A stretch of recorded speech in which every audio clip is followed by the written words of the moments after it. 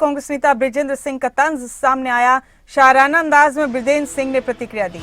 उन्होंने लिखा, बड़े बेआबरू होकर तेरे कूचे से हम निकले। ये जेजेपी पर तंज कसा है बृजेंद्र सिंह ने। आपको बता दें कि जब बृजेंद्र सिंह ने 2 दिन पहले बीजेपी का दामन छोड़ कांग्रेस की सदस्यता ली, तब दुष्यंत चौटाला ने भी इसी तरह शायराना अंदाज में बृजेंद्र सिंह पर तंज कसा था। उन्होंने भी एक सोशल मीडिया पोस्ट के जरिए एक शेर लिखकर अपनी प्रतिक्रिया का इजहार किया था। दुष्यंत चौटाला ने जिस अंदाज में बृजेंद्र सिंह पर निशाना साधा, उसी अंदाज में बृजेंद्र सिंह ने दुष्यंत चौटाला पर, या यूं कहिए कि बीजेपी पर निशाना, माफ कीजिएगा, जेजेपी पर निशाना साधा। तो उन्होंने लिखा, बड़े बेआबरू होकर तेरे कूचे से हम निकले। जेजेपी पर तंज कसा इस तरह से बृजेंद्र सिंह ने, शायराना अंदाज।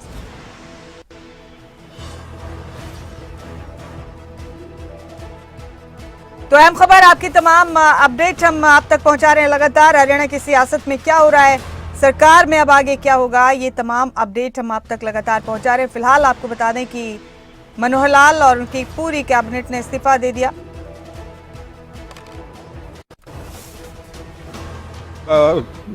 अनेक कारणों में से जो एक कारण हरियाणा की राजनीति से सीधा सीधा संबंधित था, वो भाजपा और जजपा का अलायंस था।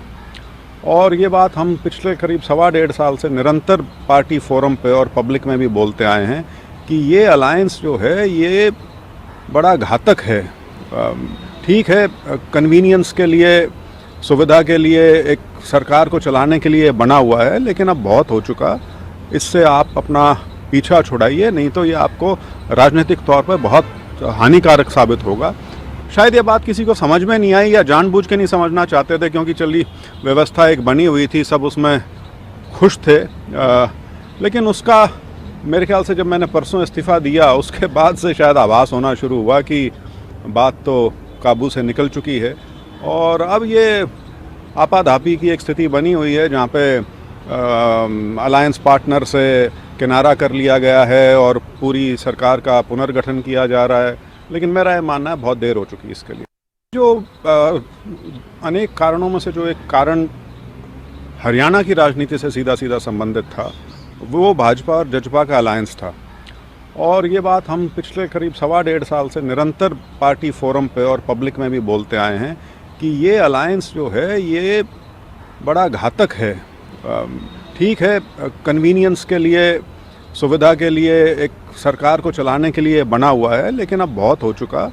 इससे आप अपना पीछा छुड़ाइए, नहीं तो ये आपको राजनीतिक तौर पर बहुत हानिकारक साबित होगा।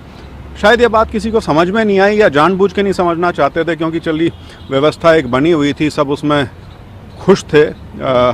लेकिन उसका मेरे ख्याल से जब मैंने परसों इस्तीफ़ा दिया, उसके बाद से शायद आभास होना शुरू हुआ कि बात तो काबू से निकल चुकी है।